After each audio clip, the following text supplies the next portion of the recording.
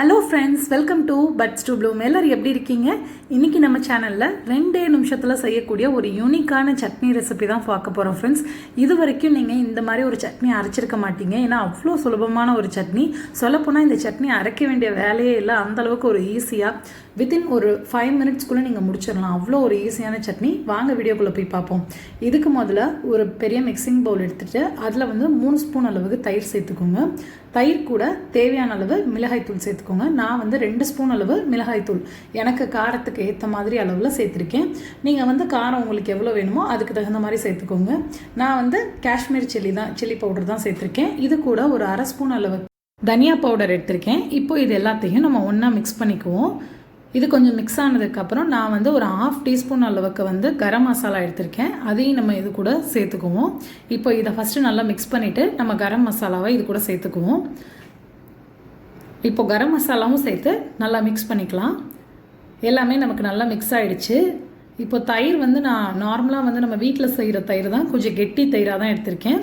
நீங்கள் கெட்டி தயிராக எடுத்துக்கோங்க, தண்ணியெலாம் சேர்க்கக்கூடாது. இப்போ ஒரு கடாயில் 2 ஸ்பூன் அளவுக்கு எண்ணெய் ஊற்றிக்கோங்க. நான் நார்மலான நம்ம சன்ஃப்ளவர் ஆயில் தான் ஊற்றிருக்கேன். இப்போ இது ஊற்றினதுக்கப்புறம் ஒரு 1/2 ஸ்பூன் அளவுக்கு சீரகம் சேர்த்துக்கோங்க. சின்ன சீரகம் தான் சேர்த்துருக்கேன்.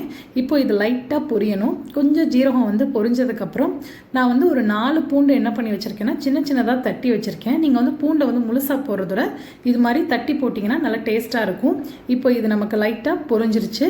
பொரிஞ்சதுக்கப்புறம் நம்ம 4 பூண்டு தட்டி வச்சுருக்கதை இது கூட சேர்த்துக்குவோம். பூண்டு சேர்த்து லைட்டாக செவக்க விடுங்க. ரொம்ப நேரம் செவக்கக்கூடாது. பூண்டு லைட்டாக அது கொஞ்சம் கலர் சேஞ்ச் ஆகிற வரைக்கும் நம்ம வச்சுக்கலாம். அதுக்கு மேலே இது செவக்கக்கூடாது. இது கூட 2 மீடியம் சைஸ் அளவு பெரிய வெங்காயம் எடுத்திருக்கேன். அதுவும் சேர்த்து கொஞ்சம் நல்லா செவக்க விட்டுக்கோங்க. பெரிய வெங்காயம் நல்லா கலர் சேஞ்ச் ஆகணும். அது வரைக்குமே நல்லா நம்ம அதை இது பண்ணிக்கலாம். இப்போ நமக்கு கொஞ்சம் நிறம் மாறிக்கிட்டே வருது பாருங்கள்.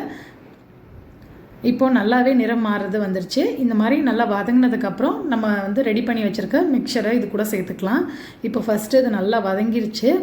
ஏன்னா நமக்கு பூண்டு லைட்டாக வதங்கணும். ரொம்ப வதங்குச்சுன்னா அந்த கசப்பு தன்மை வந்துடும். அதே மாதிரி இந்த வெங்காயம் வதங்காட்டி அந்த பச்சை ஸ்மெல் அடிக்கும். அதுக்காக வெங்காயத்தை நல்லா வதக்கினதுக்கப்புறம் நம்ம ரெடி பண்ணி வச்சுருக்க அந்த தயிர் கலவையை இது கூட சேர்த்துக்குவோம். நீங்கள் யார்கிட்ட சொன்னாலும் தயிர் சட்னி அப்படின்னு இது சொன்னால் நம்பவே மாட்டாங்க. ஏன்னா அதோட ஃப்ளேவர் அவ்வளோ சூப்பராக இருந்தது. இப்போ இது எல்லாத்தையும் நம்ம நல்லா மிக்ஸ் பண்ணிக்கலாம்.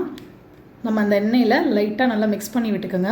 அந்த பாத்திரத்தை கொஞ்சமாக அலசி, உங்களுக்கு கெட்டியாக வேணும்னா கொஞ்சமாக அலசி தண்ணி ஊற்றிக்கலாம். இப்போ இது கூட தேவையான அளவு உப்பு சேர்த்தாச்சு. உப்பு சேர்த்துட்டு நம்ம அந்த பாத்திரத்தில் உள்ள தண்ணி லைட்டாக அந்த தயிர் இருந்த பாத்திரத்துலேருந்து கொஞ்சம் தண்ணி சேர்த்து இதில் ஊற்றிக்கலாம். நிறைய தண்ணி சேர்க்க வேண்டாம், கொஞ்சோண்டு தண்ணி மட்டும் சேர்த்துட்டா போதும். இப்போ லாஸ்ட்டாக நல்லா கொதிச்சதுக்கப்புறம் கொத்தமல்லி இலை சேர்த்துக்கோங்க. கொத்தமல்லி இலை சேர்த்துட்டு நம்ம நல்லா மிக்ஸ் பண்ணி விட்டோம்னா ரொம்பவே சுவையான ஒரு சட்னி ரெடி ஆகிடும். நீங்கள் எந்த டிஃபன் வெரைட்டி ரைஸ்க்கு போட்டு சாப்பிட்டிங்கன்னா சூப்பராக இருக்கும். கட்டாயம் ட்ரை பண்ணி பாருங்கள். இந்த சட்னி உங்களுக்கு பிடிச்சிருந்தா உங்கள் ஃப்ரெண்ட்ஸ் அண்ட் ஃபேமிலி கூட ஷேர் பண்ணிக்கோங்க. தேங்க்யூ.